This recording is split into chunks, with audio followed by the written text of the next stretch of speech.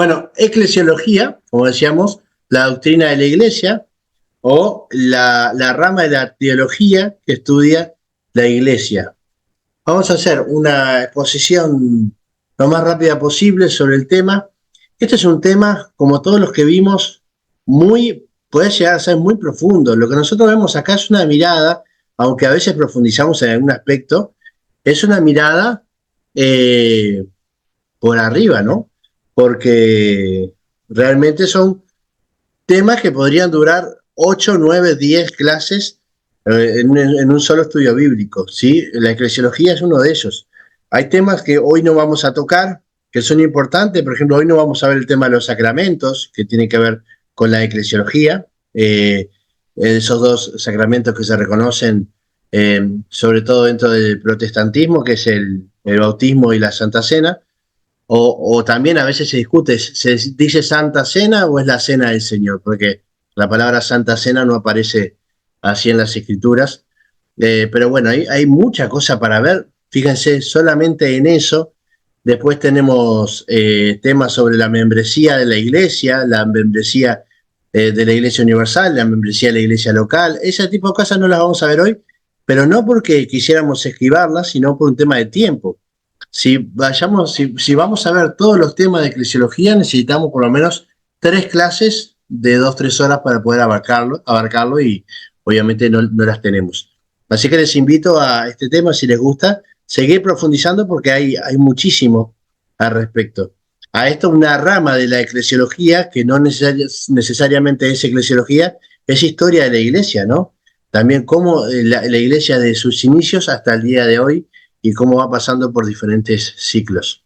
Vamos a comenzar con entonces una mirada general de la iglesia. Significado, vamos a ver el significado de iglesia, viene de la palabra eclesía en el griego, que significa llamados afuera. Y si en los tiempos bíblicos la palabra eclesia o eclesía, como quieran decirle, se utilizaba para referirse a cualquier asamblea de ciudadanos llamados a reunirse para discutir o decidir asuntos públicos. Entonces habían como comunidades políticas donde los ciudadanos podían participar y votar sobre diferentes leyes y se les llamaba a una asamblea. Entonces se juntaban todos los ciudadanos para discutir, votar o decidir sobre, bueno, cuando dice decidir significa votar muchas veces, ¿no? Sobre diferentes asuntos públicos. Eso era una eclesia o eclesía. Los escritores bíblicos adoptan esta palabra para referirse a la congregación del pueblo de Dios, pues ellos también habían sido llamados a reunirse, al igual que las comunidades romanas, para seguir a Jesús en este caso y vivir según su enseñanza.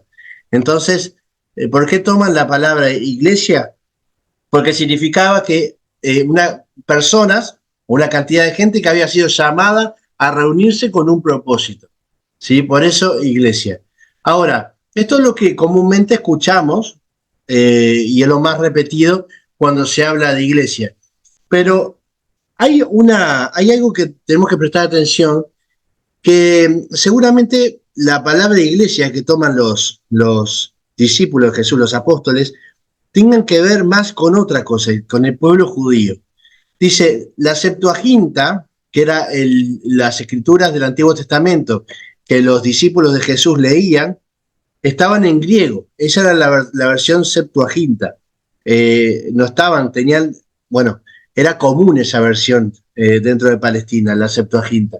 Era el Antiguo Testamento, pero en griego en vez de en hebreo, ¿sí? Una traducción que hizo uno de los capitanes, Filadelfio II, en Alejandría, en Egipto. Era uno de los capitanes de Alejandro Magno. Pero bueno, esa versión Septuaginta en griego usaba la palabra eclesia para traducir una palabra hebrea que era cajal. ¿Qué era cajal? Bueno, es lo mismo que eclesia, que lo que nos cuentan de eclesia, ¿no? O eclesía. Es hace referencia a la asamblea de Israel, en ese caso, en el Antiguo Testamento, que era convocada por Dios. Cuando Israel convocaba al pueblo para decirles algo, para reunirlos, por ejemplo, cuando los convocó para darle las leyes, la Torá, cuando los convocó, cuando Moisés está en el monte Sinaí, el pueblo es convocado para recibir la ley. Cuando hacen un pacto en Deuteronomio con Dios, un pacto de seguirlo, allí el pueblo es convocado en una asamblea. Así que la palabra eclesia, que era la traducción de Cajal, se usaba para convocar al pueblo de Dios, al pueblo de Israel, es decir, al pueblo de Dios del Antiguo Testamento, podemos decir, ¿no? Entonces, se puede pensar de que hicieron un paralelismo entre el pueblo de Dios del Antiguo Testamento, que era convocado para una razón, para que Dios comunicara las verdades o para hacer un pacto con Dios, y el pueblo de Dios del Nuevo Testamento, que es la iglesia, que es convocada también para un pacto con el Señor. ¿Sí? Esto subraya la idea de la iglesia como una comunidad de personas, no como un edificio o institución. Fíjense que iglesia no tiene absolutamente nada que ver con algo físico, sino con una reunión de personas. Esta reunión de personas se podía dar en el exterior de un edificio o en el interior de un edificio. Eso no importaba porque no está vinculado a la definición de eclesía, ¿sí? Eclesía simplemente es una reunión de personas con un propósito de discutir y decidir a un asunto en particular, ¿sí? Vamos a hablar de su origen entonces. ¿Cuándo se originó la iglesia? Bueno, acá hay un debate importante entre teólogos.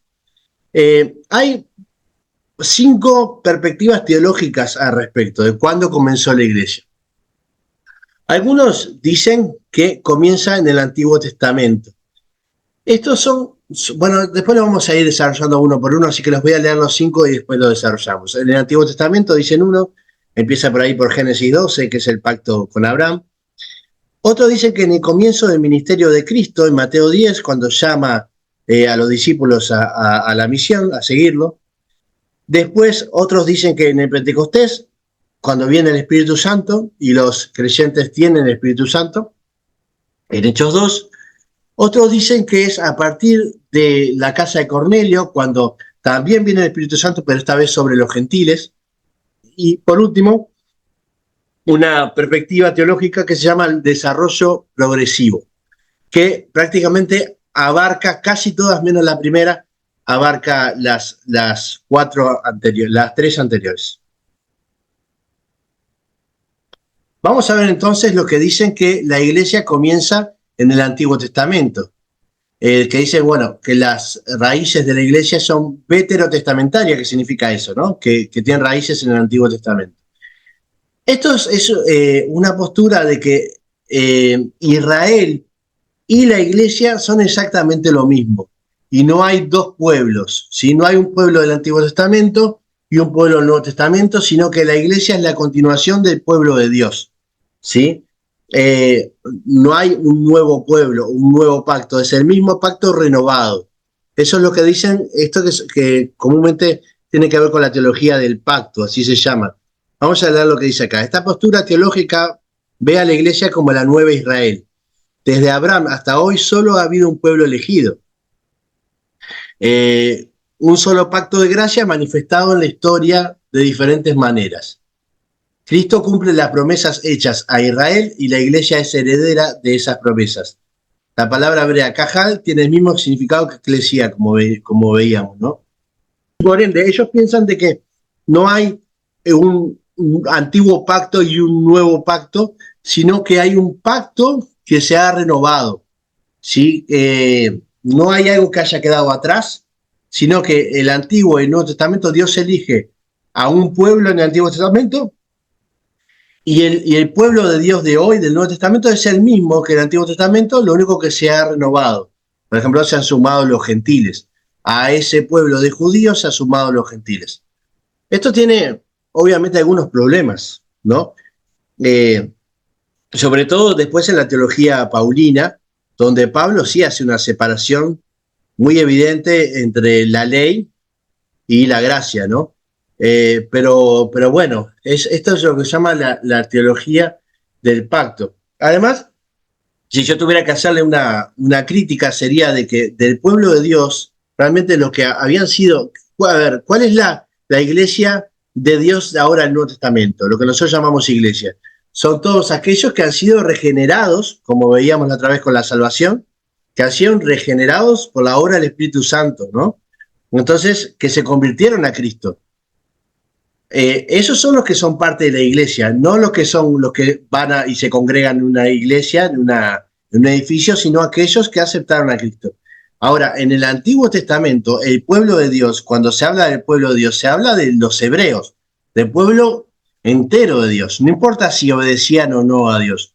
Muchas veces el pueblo de Dios caía en apostasía y se le seguía llamando el pueblo de Dios, aunque estaban adorando a otros dioses. Es decir, que la connotación de pueblo de Dios del Antiguo Testamento y del Nuevo Testamento son distintos. El pueblo de Dios era un pueblo elegido por Dios que seguía siendo el pueblo de Dios a pesar de que muchos no habían sido ni siquiera transformados por Dios. En el Nuevo Testamento, el pueblo de Dios es necesariamente aquellos que viven un nuevo nacimiento, ¿sí? Que son regenerados, que son iluminados, que son justificados. Entonces, tiene que haber un cambio de vida y una relación con Dios para ser pueblo de Dios. Hoy día, ¿no? Así que en ese sentido, esta postura teológica es válida, algunos la tienen en cuenta, pero no es la más aceptada, aunque hay mucha gente que está de acuerdo con esta teología del pacto, ¿no? Que es que hay un hilo conductor en la historia y que no hay un cambio de pacto, sino que se mantiene el mismo pacto que se ha renovado una y otra vez en la historia. Después tenemos a los que dicen que fue en el comienzo del ministerio de Cristo. Y bueno, cita en Mateo 10 del 1 al 4, cuando Jesús llama a sus discípulos y les da autoridad sobre los espíritus inmundos para que saquen todo espíritu inmundo, toda enfermedad, toda dolencia, ¿no? Y menciona los nombres de los 12 apóstoles. Entonces dice, bueno, acá es el comienzo de la iglesia, porque ya Jesús les da su autoridad para poder ejercer el ministerio, ¿no? Tienen la autoridad de Cristo, que es parte de lo que la iglesia necesita, hacer las cosas en el nombre de Cristo, es decir, bajo la autoridad de Cristo. Así que eso es lo que dicen muchos, que empieza aquí en Mateo 10, 1 y 4. ¿Cuáles son las explicaciones? Bueno, que Jesús enseñaba sobre el reino de Dios, que es lo que la iglesia hace. Por ejemplo, en Mateo 13 hay varias parábolas que va a hablar sobre el reino, ¿no? Y además que los discípulos ya estaban celebrando la última cena, la Pascua, ¿no? Aunque tenía que ver o que celebraron la última cena, perdón. Aunque tenía que ver ese festejo con copas y vino, con algo que estaba vinculado a la Pascua, ya Jesús le dio sentido antes de su muerte a esa última cena, que es la cena, es uno de los sacramentos que tenemos hoy como iglesia. Entonces, por estas razones, dicen que la iglesia comienza con Jesús, ¿sí? Antes del Pentecostés, antes del Espíritu Santo. También dice que la iglesia se considera una continuación del pueblo de Dios del Antiguo Testamento, pero ahora bajo un nuevo pacto. Bueno, parecido a lo de la doctrina del pacto, lo único que la teología del pacto dice que no hay un cambio, sí que es como una transformación del mismo pacto en diferentes momentos de la historia. Acá dice que hay un antiguo pacto y un nuevo pacto. Eso también puede defenderse como lo que es el comienzo de la iglesia en esta época, ¿no? Porque ya hay en la época de Jesús un nuevo pacto. Esto de todas formas se puede discutir porque Jesús todavía no había ni muerto ni resucitado y el nuevo pacto se sella con la sangre de Cristo, ¿no? Y si la sangre de Cristo no había sido derramada, es discutible si en Mateo 10 hay ya un nuevo pacto, ¿no? O si todavía estaban viviendo bajo la ley. Están como en una transición, pero fíjense que Jesús cumple con la ley, con toda la ley, porque bueno, y recomienda a los fariseos, por ejemplo, cumplir con la ley, porque su sangre todavía no había sellado, no era para sellar, como dice, si no me equivoco, Colosenses, no tenía que con su sangre sellar, dar garantía de ese nuevo pacto. Otros dicen que comienza en el Pentecostés, ¿sí? En Hechos 2, todos conocemos la historia, donde se cumple la promesa de Jesús de enviar al Espíritu Santo a sus discípulos, capacitándolos para predicar el Evangelio. Entonces, ahí viene lo que es el Espíritu Santo, que no solamente abre los ojos de los discípulos para ver las verdades que Jesús enseñaba de una forma más vívida, eh, más vinculada a lo espiritual. El Espíritu Santo guía a las personas en la verdad de Cristo, sino que también les da la capacidad y la valentía. Cuando dice lleno del Espíritu Santo, muchas veces se refiere a ese empuje, a esa valentía, y Juan y Pedro, llenos del Espíritu Santo, dijeron, ¿no? Bueno, ese empuje, esa fuerza para predicar el Evangelio o para defender la predicación del Evangelio. Bueno, los que defienden esta postura dicen que ahí comienza, es el nacimiento de la comunidad cristiana. También esto puede discutirse, ¿no? Si es el nacimiento o no, después vamos a ver por qué. Dice, a partir del Pentecostés, la iglesia comenzó a crecer y a expandirse. Esto sí es cierto. Fíjense que si leemos los primeros capítulos de Hechos, la predicación enseguida del Pentecostés hizo que hubiera un gran avivamiento, ¿sí? Se convirtieron de a miles. Entonces ahí hay una gran expansión de la iglesia, un comienzo de la expansión de la iglesia de Cristo. ¿Por qué decimos que si es el nacimiento o no de la iglesia? Bueno, porque algo tenemos que tener en cuenta, muchas veces no lo tomamos en cuenta, que el Pentecostés es que el Espíritu Santo desciende sobre judíos, ¿sí? Entonces muchas veces decimos, Pentecostés es el Espíritu Santo descendiendo sobre la iglesia, sobre los hijos de Dios. Y eso no es precisamente así. Cuando nosotros vamos a Hechos 2, el Espíritu Santo desciende sobre los judíos, ¿sí? Sobre los discípulos de Jesús, que eran judíos, ¿sí? No sobre gentiles. Había gentiles alrededor, sí, había también judíos, pero sabemos que lo que desciende es sobre judíos.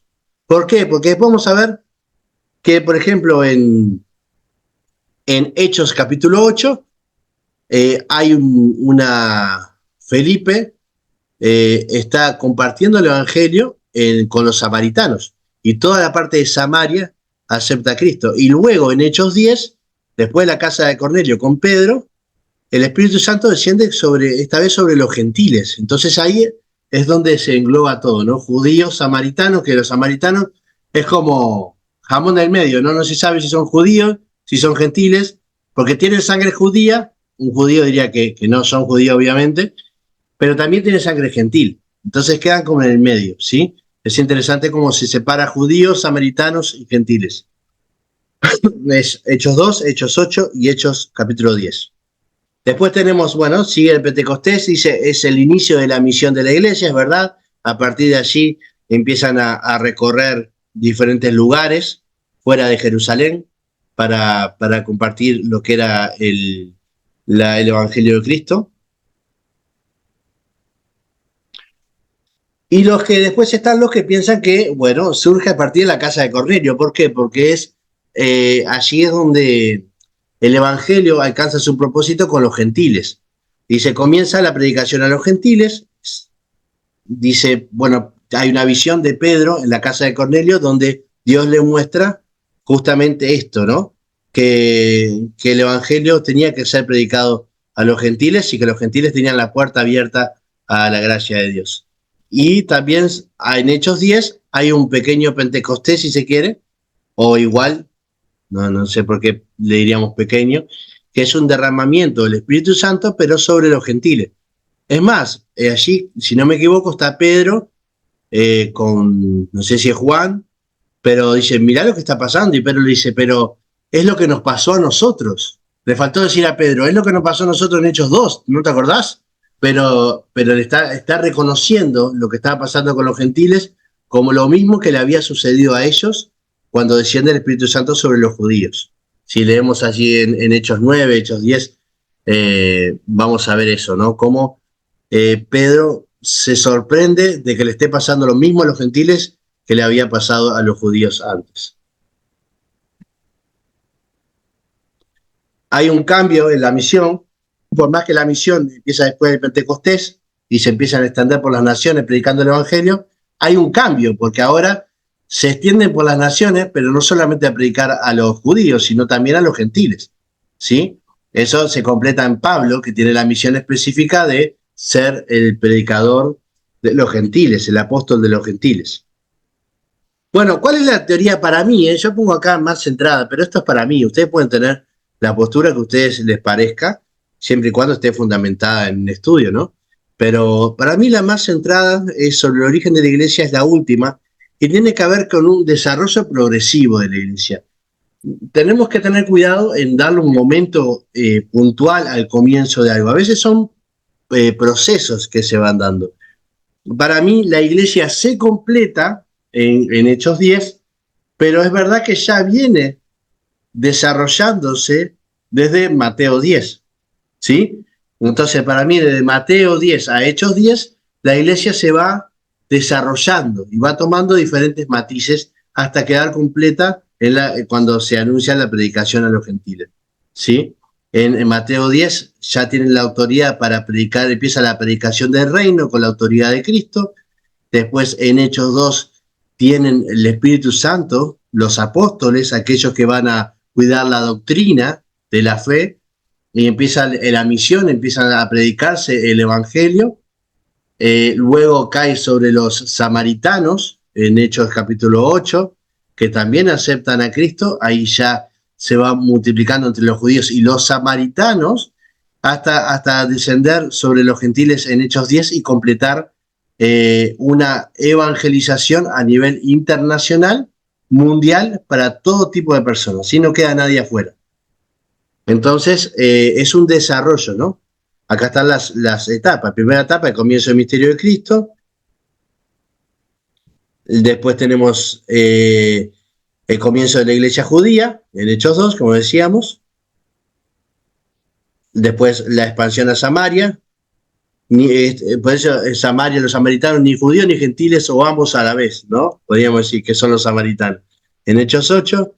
Y después tenemos, por último, la inclusión de los gentiles en Hechos 10. Bien, dice esta teoría sobre el origen de la iglesia, sobre el desarrollo progresivo de la iglesia. El origen de la iglesia es progresivo en tres cosas. Es progresivo en su expansión, en cómo se va expandiendo por el mundo, en su inclusión, a quienes va incluyendo en esa predicación, y en la capacitación del Espíritu Santo. El Espíritu Santo va descendiendo sobre judíos, luego sobre samaritanos, luego sobre gentiles, y va haciendo su trabajo también de forma progresiva, ¿sí? En estas tres cosas es que la iglesia ha sido progresiva en el tiempo hasta Hechos 10. Y bueno, si hablamos solamente de la predicación y la misión de la iglesia, porque si habláramos de la iglesia en sí, la iglesia va a ser completa cuando sea glorificada, ¿no? Cuando todos los hijos lleguen al cielo, sean glorificados y estén en el cielo, esa iglesia glorificada va a ser la realmente completa, la que vamos a hacer, vamos a estar a la estatura de una perfección que hoy no entendemos, ¿no? Pero una glorificación, con cuerpo glorificado. Bueno, la iglesia se sigue completando, pero acá estamos hablando de lo que tiene que ver con la misión que tenemos como iglesia en la tierra, ¿no? De la predicación del Evangelio. Composición. Bueno, tenemos dos iglesias, ¿no?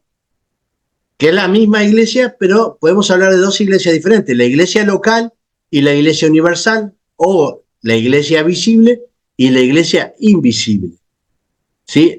¿Qué es la iglesia universal o la iglesia invisible? Es aquella que abarca a todos los hijos de Dios en todas partes del mundo, en todo tiempo, ¿sí? En Efesios 3, 8 al 10. A mí, que soy menos que el más pequeño de todos los santos, me fue dada esta gracia de anunciar entre los gentiles el evangelio de las inescrutables riquezas de Cristo y de aclarar a todos cuál sea la dispensación del misterio, escondido de los siglos en Dios, que creó todas las cosas, para que la multiforme sabiduría de Dios sea ahora dada a conocer por medio de la iglesia a los principados y potestades en lugares celestiales, conforme al propósito eterno que hizo en Cristo Jesús, nuestro Señor. Pablo está hablando a esa iglesia universal, no a la iglesia de Roma, a la iglesia en Colosas o a la iglesia en Éfeso, sino que fue llamado a dar a conocer por medio, es decir, a toda la iglesia. Ese es el llamado de Pablo, es a toda la iglesia, no a una iglesia en particular. Bien, la iglesia universal o invisible, tenemos otro pasaje. Maridos, amad a vuestras mujeres, dice Efesios 5:25, así que anoten ahí, maridos, amad a vuestras mujeres, así como Cristo amó a la iglesia y se entregó a sí misma por ella. ¿Por qué iglesia se entregó Cristo? ¿A qué iglesia amó Cristo y se entregó por ella? ¿A la iglesia de los Nazarenos de Barros Blancos? ¿A la iglesia de San Antonio? ¿A la iglesia de San Ramón? ¿A qué iglesia? ¿Por qué iglesia Cristo entregó su propia vida por amor? Por toda la iglesia, por todos los hijos de Dios, por todos los que han sido renovados en la sangre de Cristo, ¿sí? Por esas personas. Es decir, Cristo murió por toda la humanidad en realidad, ¿sí?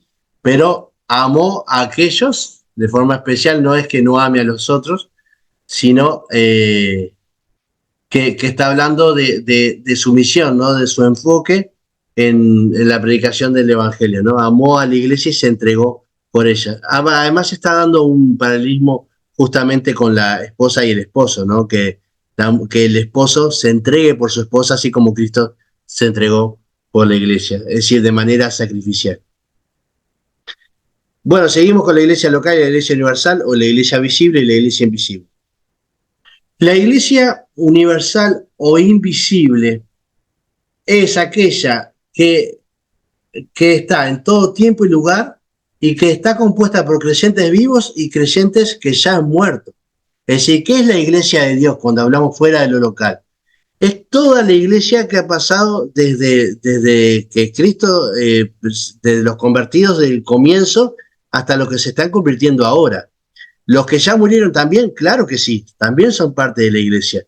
La iglesia universal es mucho más grande que la iglesia local porque abarca, no tiene un tiempo, no es una iglesia que se mantiene en el tiempo, sino es una iglesia que abarca todos los tiempos y todos los lugares, ¿sí? Esa es la iglesia universal.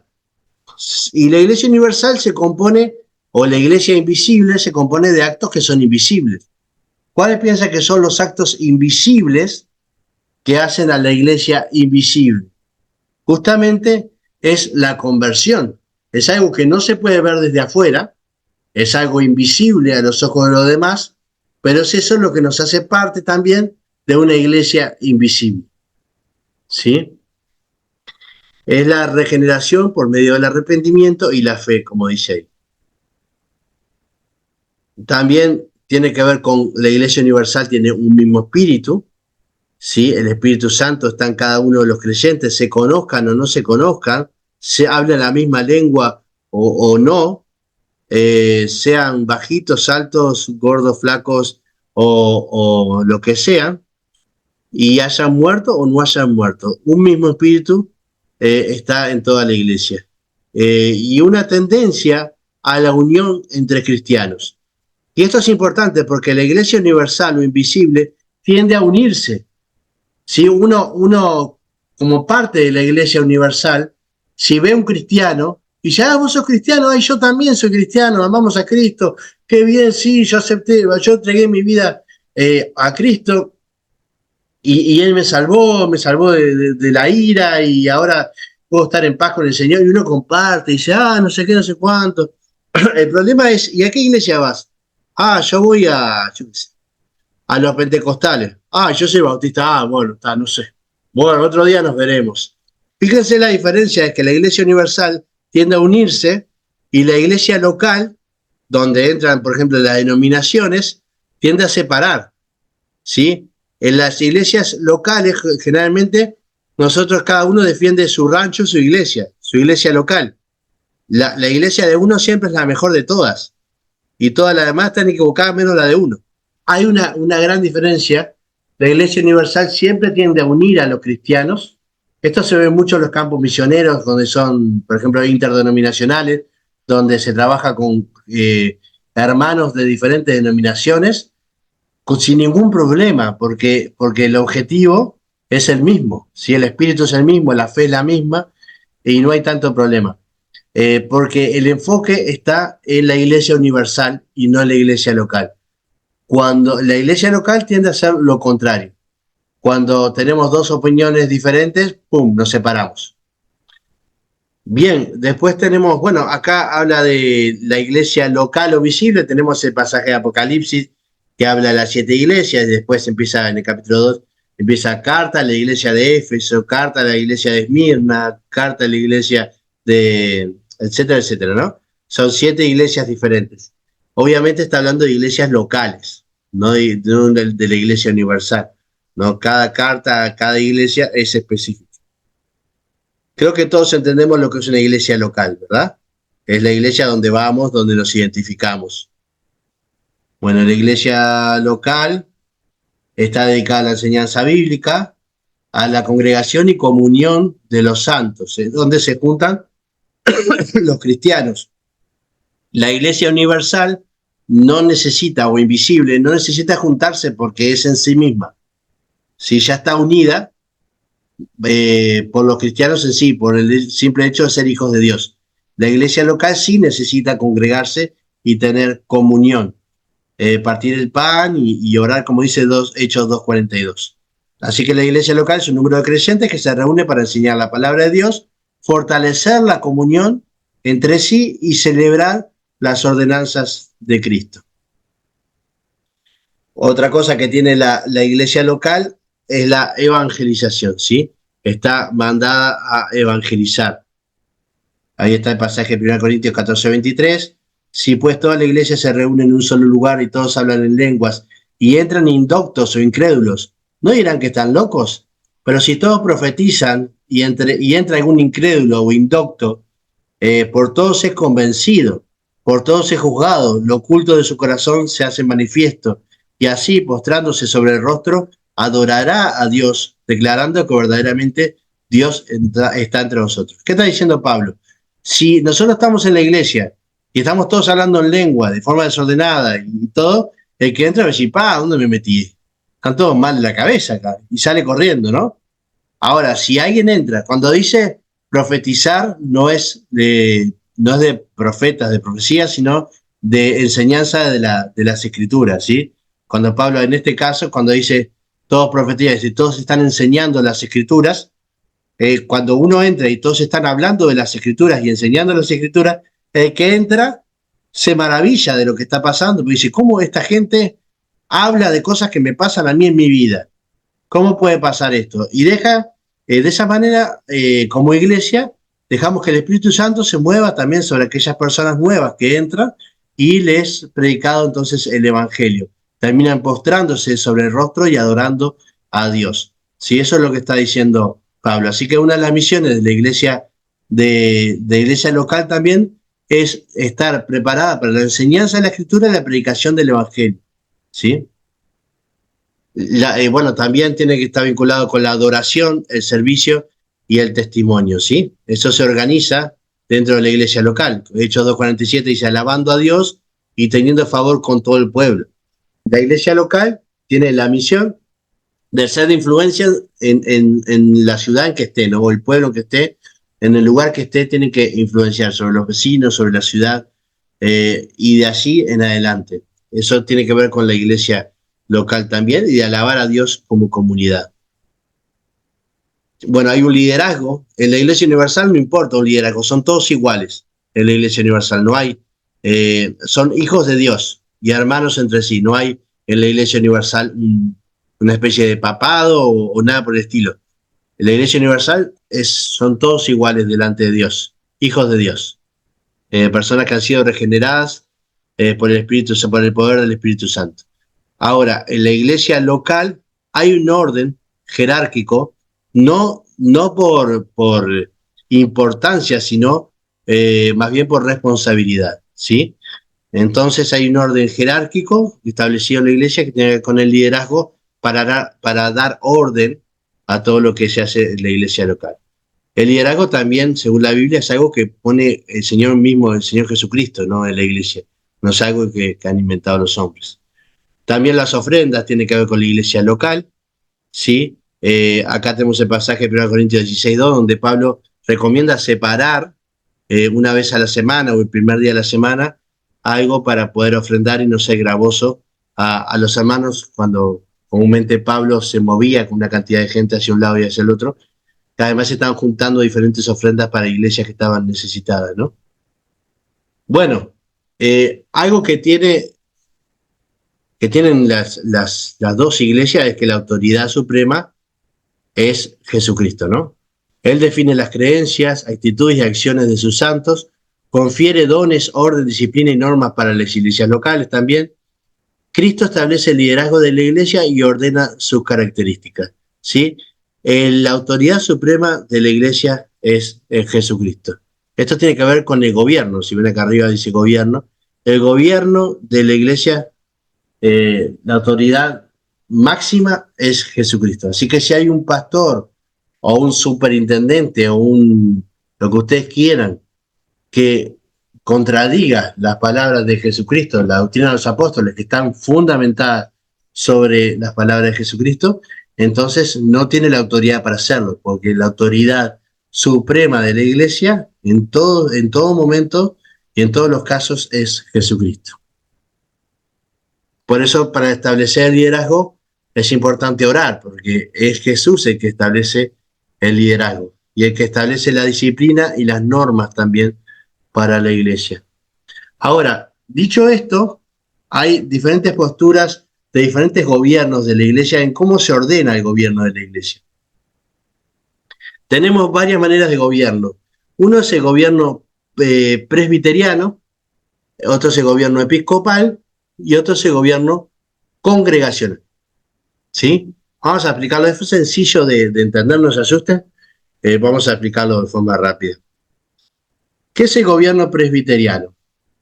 El gobierno presbiteriano, la autoridad se distribuye en una jerarquía de concilios o asambleas, ¿sí? A nivel local, la iglesia es gobernada por un consejo de ancianos o pastores, ¿no?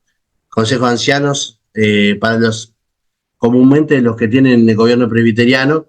Consejo de ancianos, ancianos y pastores es lo mismo, obispos, termina siendo todo lo mismo, presbíteros, son diferentes nombres que se usan para la tarea pastoral. Entonces dice, a nivel local, la iglesia es gobernada por un consejo de ancianos, sesión o consistorio se puede llamar, compuesto por el pastor y representantes laicos elegidos por la congregación, ¿sí? También, aparte de consejo de ancianos, hay laicos, que son personas que ayudan a los pastores en diferentes tareas, ¿no? Y esos son elegidos por la congregación. Después están los concilios superiores, presbiterios o sínodos, toman decisiones sobre asuntos que afectan a las iglesias locales. Esto es común en iglesias presbiterianas y iglesias reformadas, ¿sí? Así que es más bien cómo se organiza la jerarquía dentro de la iglesia. No hay un solo pastor en la iglesia, tiene que haber un cuerpo de ancianos, de pastores, ¿sí? Un cuerpo de pastores. Tiene que haber también laicos, personas que sean elegidas por la congregación para ayudar a esos pastores, ¿sí? Después hay concilios que toman decisiones que van a afectar, por ejemplo, concilios que afectan a varias iglesias, cuando se reúnen diferentes cuerpos de ancianos y forman ese concilio, ¿sí? Que toman decisiones sobre varias iglesias, según las iglesias que tengan bajo su responsabilidad. Después tenemos el gobierno episcopal, que tiene que ver con la autoridad, reside en los obispos, quienes supervisan a los diáconos. Acá existe una jerarquía con obispos de mayor rango. Por ejemplo, los diáconos son aquellos que hacen la tarea y los obispos muchas veces están por fuera de la iglesia, están supervisando a los que hacen la tarea.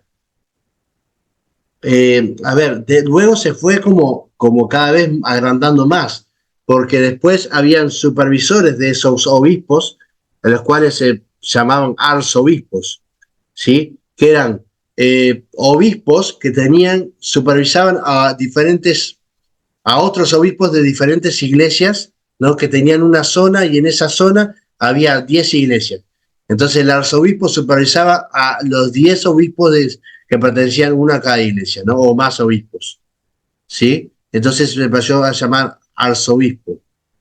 Los obispos se reúnen en sínodos para tomar decisiones colectivas, es decir, para tomar decisiones sobre todas las iglesias, y la Iglesia Católica es la más representativa de esto, ¿no? Fíjense que la figura del Papa, ¿por qué surge? Porque al principio eran todos obispos, que tenían la tarea de supervisar, eran todos iguales. Pero en un momento, el obispo que supervisaba a más obispos, o que tenía una tierra más grande por ser la capital, un lugar importante de la región, entonces era el obispo de Alejandría, ¿no? Entonces reclamaba más poder que los otros obispos que estaban supervisando, porque a él le tocaba más tarea. Entonces, cuando empezaron a reclamar más poder, más jerarquía, les empezaron a llamar los arzobispos. Los arzobispos empezaron a tener justamente más poder y más gobierno, y aunque los obispos estuvieran en contra, la decisión del arzobispo tenía muchísimo peso. Eso fue creciendo y escalando hasta la figura del principal arzobispo, que es el Papa, ¿no? Donde la palabra papal es directamente palabra de Dios, no se puede discutir, más allá de que los otros obispos no estén de acuerdo, ¿sí? También eso pasa no solamente en la Iglesia Católica, la Iglesia Ortodoxa también. Lo único que en vez de llamarle Papa, se le llama patriarca, ¿no? Pero es como un Papa de la Iglesia Ortodoxa. Después tenemos tenemos el gobierno congregacional, que tiene que ver con la autoridad final, reside en la congregación local. La congregación decide sobre todo lo que pasa en la iglesia. Se autogobierna, elige a sus líderes, a sus pastores, ancianos, equipo de liderazgo, todo lo elige la congregación. Pueden ser independientes las iglesias, pueden pertenecer a una congregación, pero siempre son autónomas. Cada congregación no solamente se automantiene, sino toma sus decisiones sobre todas las cosas. Una es que conocemos la iglesia bautista, ¿no? Y congregacional, que adopta este modelo, que todo lo hacen en la congregación y todo se sabe dentro de la congregación. Mismo las ofrendas están todas anotadas y todos pueden saber qué ofrendó cada hermano y con su apellido, con su nombre y apellido, y todo se hace a través de la congregación. Si la congregación decide sacar al liderazgo, lo saca; si decide cambiarlo, lo cambia; si todo va por medio de la congregación. Ese es el gobierno congregacional, que es una respuesta, en realidad, a la iglesia en Inglaterra, la iglesia protestante en Inglaterra, que se había separado de la iglesia católica, pero mantenía la estructura episcopal de la iglesia católica. Entonces muchos dijeron, al final estamos haciendo lo mismo que la iglesia católica, así que se separaron y empezaron a congregarse y a tomar las decisiones como congregación. Ahí se empezaron a armar las iglesias congregacionales. Bueno, vamos a hablar un poquito de la naturaleza de la iglesia. Acá vamos a ir súper rápido, los voy a mencionar nada más. Metáforas en la Biblia para hablar. ¿Qué es una metáfora? La metáfora es una imagen que se dice, esta imagen es igual a la iglesia, ¿sí? Es diferente al símil, donde se dice es parecido a la iglesia o es similar. La metáfora hace lo mismo que el símil, lo único que en vez de decir es similar a esto, dice es esto, ¿sí? Es esto. Así que metáforas: el cuerpo de Cristo, la esposa de Cristo, la familia de Dios, el templo de Dios, el rebaño de Dios, la vid y las ramas, el edificio de Dios, un pueblo, una nación santa, un pueblo santo, una nación santa, la novia del Cordero, la ciudad de Dios, casa espiritual, el reino de Dios, la luz del mundo, sal y luz, el ejército de Dios, las primicias, el sacerdocio real, candelabro, casa de Dios, pilar y baluarte de la verdad, olivo cultivado. ¿Se acuerdan cuando se injertan el olivo que era Israel? se injerta a los gentiles, ahí se forma la iglesia. El campo de Dios, el Israel de Dios. ¿Cuál es el propósito de la iglesia? Bueno, vamos a hablar de los propósitos distintivos de la iglesia, ¿sí? ¿Qué significa distintivo? Son propósitos que solo la iglesia puede hacer. Porque acá ustedes pueden decir, sí, pero servir es un propósito de la iglesia, servir a la comunidad. Sí, pero si la iglesia no estuviera, hay personas que pueden servir a la comunidad, ¿sí? Obviamente que la iglesia está llamada a hacer buenas obras, pero si la iglesia no estuviera, igual habría personas que harían buenas obras, ¿verdad? Eh, Estos son los propósitos distintivos, aquellos que solo la iglesia podría hacer. Una es glorificar, bueno, esta es la única en realidad. ¿Cuál es el propósito principal? Es glorificar a Dios, ¿sí? Somos creados para glorificar a Dios. Y por más que uno dice, bueno, pero eso no es distintivo porque la naturaleza también fue creada para glorificar a Dios, todo fue creado para glorificar a Dios.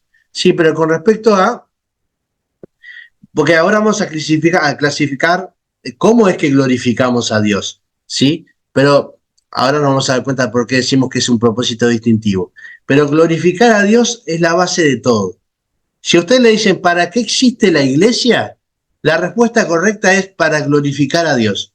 No es para compartir el evangelio, no es para estar en comunión, no es para... No, la respuesta es para glorificar a Dios. Para eso existe la iglesia. Ahora, ¿cómo glorificamos a Dios? ¿Cómo glorificamos a Dios? Bueno, ahora sí. La manera de glorificar a Dios, tenemos 4 acá, ¿verdad? Pueden haber más. Acá hay 4. Una es predicando el evangelio, otra es edificándonos en amor unos a otros, pero ¿para qué? Para crecer en santidad. Eso es lo que dice Efesios y 1 Pedro. No para cualquier cosa, sino para crecer en santidad, ¿sí? En la palabra de Dios. Otra es adorar a Dios. Glorificamos a Dios cuando lo adoramos. No necesariamente lo mismo glorificar a Dios que adorar a Dios.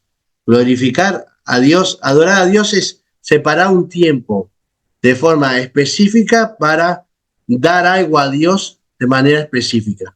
¿Sí? Le puedo dar las ofrendas, son una forma de adoración. Yo separo algo para dárselo a Dios. La alabanza es una forma de adoración. Yo separo mi canto, mi tiempo, la oración es una forma de adoración. Es decir, todo lo que yo separe para darle exclusivamente a Dios, eso es adoración. Ahora, glorificación es todo. Yo estoy visitando a una persona en la cárcel, entonces, pero estoy glorificando a Dios. Ahora estoy separando tiempo para estar con esa persona que está en la cárcel. Sin embargo, con eso glorifico a Dios, ¿sí? Para marcar un poquito la diferencia, porque a veces pueden haber confusiones. Y por último, proclamar y defender la verdad, ¿sí? Presentar defensa del evangelio. De estas 4 maneras es como nosotros como iglesia glorificamos a Dios y son propósitos distintivos, ¿sí? Si la iglesia no está, ¿el gobierno va a predicar el evangelio? No creo, ¿verdad? Si la iglesia no está, ¿va a haber alguna comunidad que se edifique unos a otros para crecer en la santidad según la palabra de Dios? Bueno, difícil, porque esa sería la iglesia. ¿Cuántas personas van a adorar a Dios, al Dios verdadero, si la iglesia no está? ¿Y cuántos van a defender la verdad del evangelio si la iglesia no está? El gobierno tampoco creo que lo haga, ¿verdad? Sin embargo, la justicia, que podríamos decir, la iglesia está para denunciar la injusticia social. Es cierto, sí, es cierto, pero si la iglesia no estuviera, hay leyes que establecen que frente a la injusticia social hay organismos que pueden también hacer esa misma denuncia, ¿sí? Por eso hablamos de propósitos distintivos. ¿Cuál es la misión de la iglesia? Bueno, ya estamos terminando. La misión de la iglesia es la gran comisión, es la gran misión. ¿Por qué comisión? Porque es una misión que hacemos en conjunto como iglesia, ¿sí? Es una misión plural, lo hacemos como iglesia, como un cuerpo. No es una misión para uno, es una misión para la iglesia. Y esto es importante. La gran comisión es un llamado a la iglesia. Y vamos a hacer un pequeño análisis de la gran comisión. Dice allí, toda potestad me da en el cielo y en la tierra. Por tanto, id, y este id que aparece en las traducciones como un mandato, no es un mandato, es un participio, tendría que haber sido traducido como, por tanto, mientras van o habiendo ido, es una condición que ya está dada, no es un mandamiento. Es decir, no hay un mandamiento en la Gran Comisión que diga vayan, id y predicar, no. Id está traducido como si fuera, ¿cómo es? Está traducido como si fuera un imperativo, pero no lo es, ¿sí? Es mientras van o habiendo ido, hagan discípulos. Y ahí sí está el mandamiento.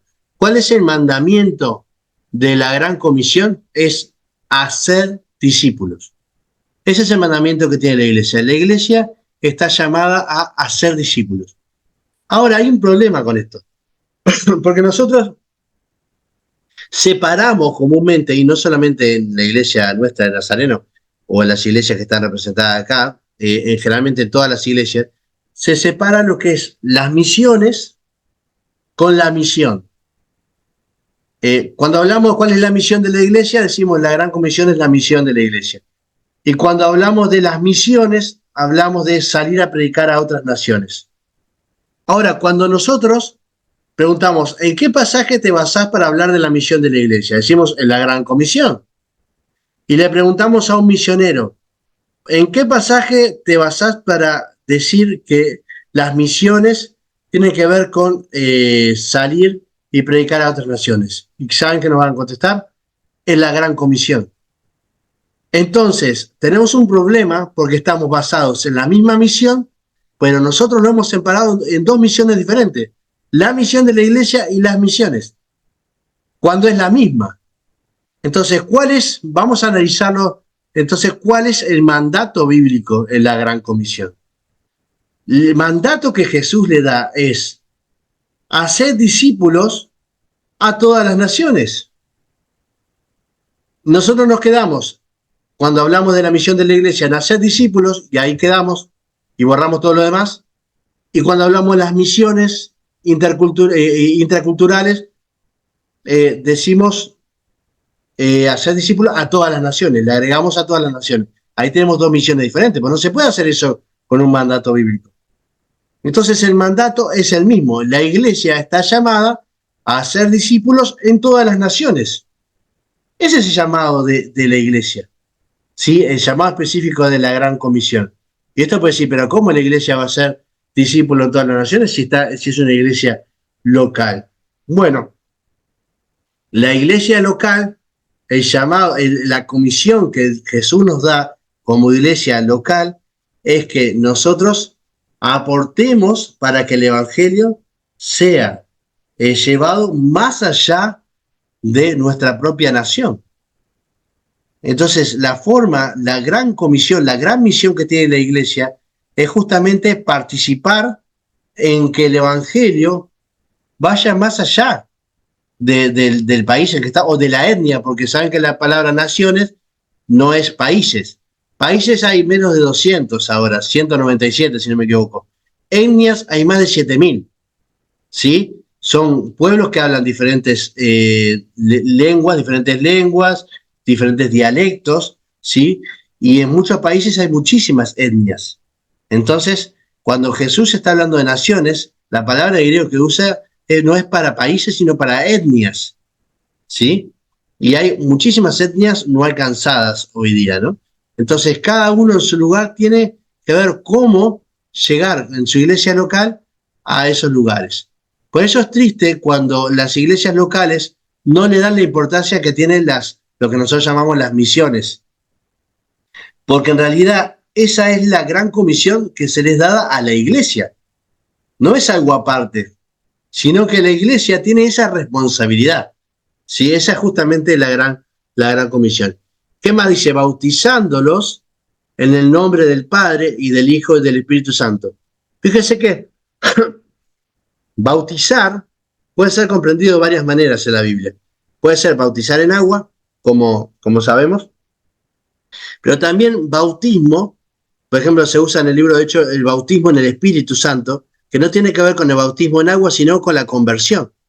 Entonces, se puede tomar de las dos maneras, bautizándolos, que quiere decir haciendo esa, pero en este caso ya tendrían que ser discípulos, ¿no? Es decir, ya tendrían que haber recibido el Evangelio, aceptado a Cristo para bautizarlo, ya que el bautismo es una demostración de lo que Cristo ya ha hecho, ¿no?